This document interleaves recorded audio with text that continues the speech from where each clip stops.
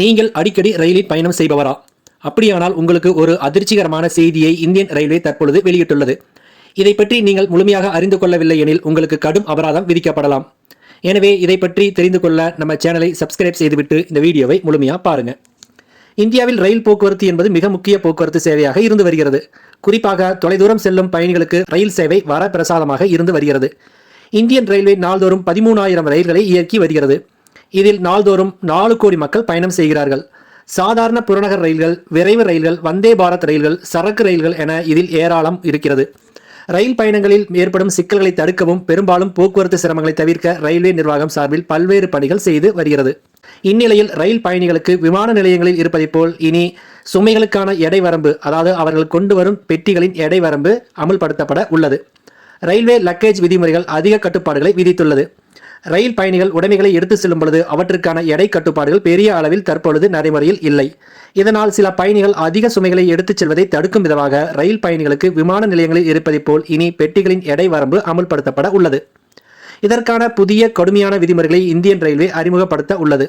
இதன் மூலம் ரயில் பயணிகளின் சுமைகள் மின்னணு இயந்திரங்கள் மூலம் எடை போடப்படும். இந்த திட்டம் நாட்டின் பெரிய ரயில் நிலையங்களான பிரயாக்ராஜ் சந்திப்பு, கான்பூர் மத்திய சந்திப்பு, மிர்சாப்பூர் சந்திப்பு, துண்ட்லா சந்திப்பு, அலிகர் சந்திப்பு மற்றும் எட்டாவா சந்திப்பு உள்ளிட்ட தேசிய தலைநகர் மண்டலத்தில் நடைமுறைக்கு வந்துள்ளது. அனுமதிக்கப்பட்ட எடையை விட அதிக எடை கொண்ட பெட்டிகளுக்கு கூடுதல் கட்டணம் வசூலிக்கப்படும். ஒவ்வொரு பயண வகுப்பிற்கும் அனுமதிக்கப்பட்ட எடை வரம்புகளை தற்பொழுது பார்க்கலாம். முதல் வகுப்பு ஏசி பயணிகளுக்கு 70 கிலோ வரை லக்கேஜ் எடுத்து செல்லலாம். 2ஆம் வகுப்பு ஏசி பயணிகள் 50 கிலோ வரை லக்கேஜ் எடுத்து செல்லலாம்.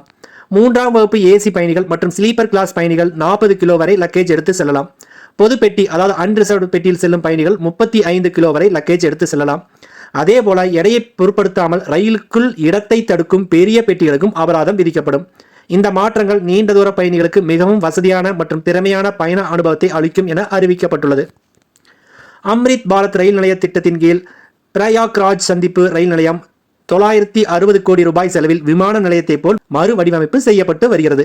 இங்கு 9 மாடி கட்டிடம் கட்டப்பட்டு வருகிறது. இதில் பெரிய காத்திருப்பு பகுதிகள், அதிவேக வைஃபை வசதி, சூரிய சக்தி அமைப்புகள், மழைநீர் சேகரிப்பு, தானியங்கி டிக்கெட் இயந்திரங்கள் மற்றும் டிஜிட்டல் தகவல் திரைகள் போன்ற உயர்தர வசதிகள் இடம்பெறும். மேலும் புதுப்பிக்கப்பட்ட ரயில் நிலையங்களில் ஒரே பிராண்ட் கொண்ட ஆடம்பர கடைகளும் திறக்கப்பட உள்ளன. இது பயணிகளின் வசதியை மேம்படுத்துவதுடன் ரயில்வேவுக்கு கூடுதல் வருவாயையும் ஈட்டித்தரும் என எதிர்பார்க்கப்படுகிறது. பிரயாக்ராஜ் சந்திப்புக்கு பிறகு கான்பூர் மற்றும் குவாலியர் போன்ற ரயில் நிலையங்களும் இந்த திட்டத்தின் கீழ் மறு வடிவமைக்கப்படும் என கூறப்படுகிறது. நன்றி, வணக்கம்.